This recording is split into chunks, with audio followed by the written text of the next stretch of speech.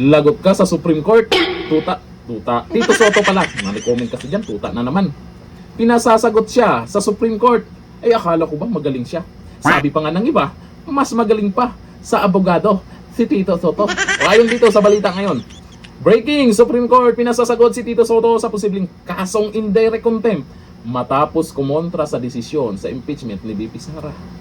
O ayon dito, may bagong yugto ang tensyon sa pagitan ng legislatura at hudikatura matapos utusan ng Supreme Court of the Philippines si Senate President Vicente Tito Soto na magpaliwanag kung bakit hindi siya dapat maharap sa kasong indirect contempt. Sa isang resolusyon na may petsang April 8, 2026, inatasan ang Senate President na magsumite ng kanyang komento sa loob ng 10 araw mula sa pagtanggap ng abiso.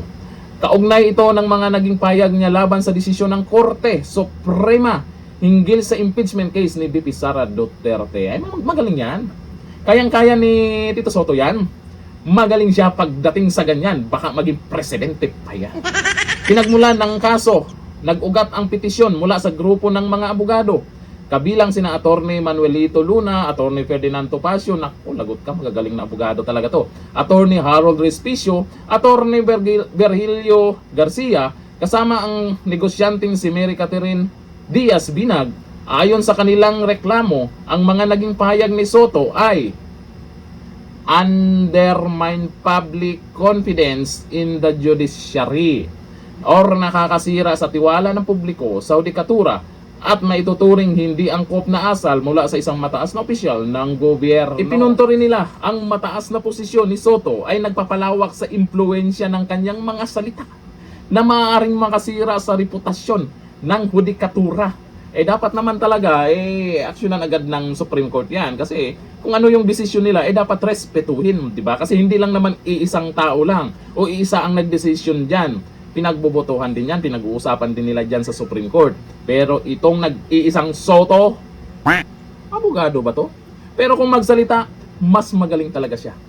Ang galing talaga niya. Di ba? Galing talaga ni Soto, di ba? Kayang-kaya niya yan. Kontra-kontra pang nalalaman, ayan tuloy, stress na naman. Ngayon dito sa mga nagkomento, Tito Soto, sabi ni Josephine D, feeling mas magaling pa kasi. Magaling yon. Hindi feeling lang. Feeling magaling talaga yan. Sabi ni Janet Agapan, Mirisi, school bukol. Nako, usong-uso na naman tong school bukol sa mga comment na to Sabi ni Hilya Musticia, wag kasi nagmamarunong ba. Sabi ni Dondon Balbino, bulaga. Ay, abangan po natin kung ano po yung pwedeng mangyari dyan.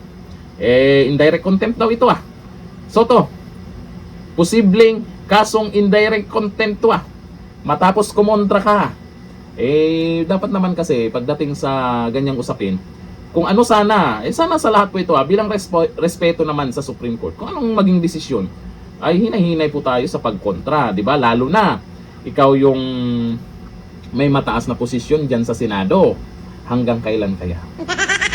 Kasi yung ibang gusto, iba yung magiging Senate President Pero siyempre, magaling talaga siya.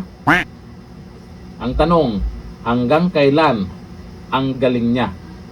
Soto, paliwanag mo Sumagot ka Kaya mo yan. Magaling ka. Hanggang dito na, thank you. Bye-bye.